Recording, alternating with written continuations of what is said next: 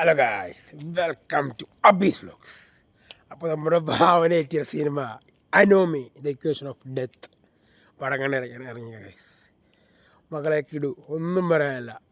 ഭാവനേച്ചി കിടുക്കി comeback എന്നൊക്കെ പറഞ്ഞാൽ ഇതാണ് കംബാക്ക്. ഇങ്ങനെ ആയിരിക്കണം കംബാക്ക്. സെറ്റ്. പടത്തെക്കുറിച്ച് പറയുകയാണെങ്കിൽ ഭാവനേച്ചി ഒരു ഫോറൻസിക് ഉദ്യോഗസ്ഥയാണ്. അപ്പോൾ കുറച്ച് ഇങ്ങനെ മരണമൊക്കെ സംഭവിക്കുമ്പോൾ അപ്പോൾ എന്താ നമ്മൾ ഭാവന ചേച്ചി കണ്ടുപിടിക്കാനാണ്.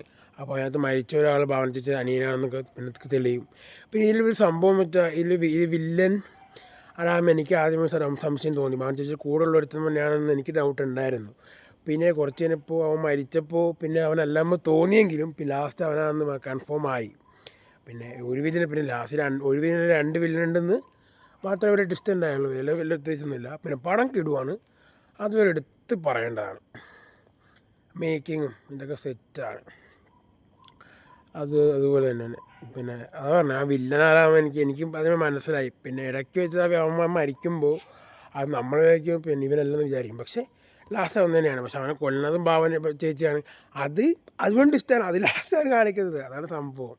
എന്തുകൊണ്ടും പടം കിടുവാണ്. ഇതാണ് കംബാക്ക്. ചേച്ചിയോണെങ്കിൽ പറയാനുള്ളത്, ഭാവന ചേച്ചി ഇതാണ് കംബാക്ക്. മക്കളെ പോയി കാണ്. ചേച്ചിയോട് വെച്ച് കാഴ്ച വെച്ചേക്കണത് കിടുവാണ്, സെറ്റാണ്. മക്കളെ പോയി കാണണം. അപ്പോൾ ഒപ്പി കഴിച്ച് നിങ്ങൾക്കും ഈ ഒരു ഇഷ്ടമായിരുന്നു. ഇഷ്ടപ്പെട്ട ലൈക്ക് ചെയ്യുക, ഷെയർ ചെയ്യുക, സബ്സ്ക്രൈബ് ചെയ്യുക.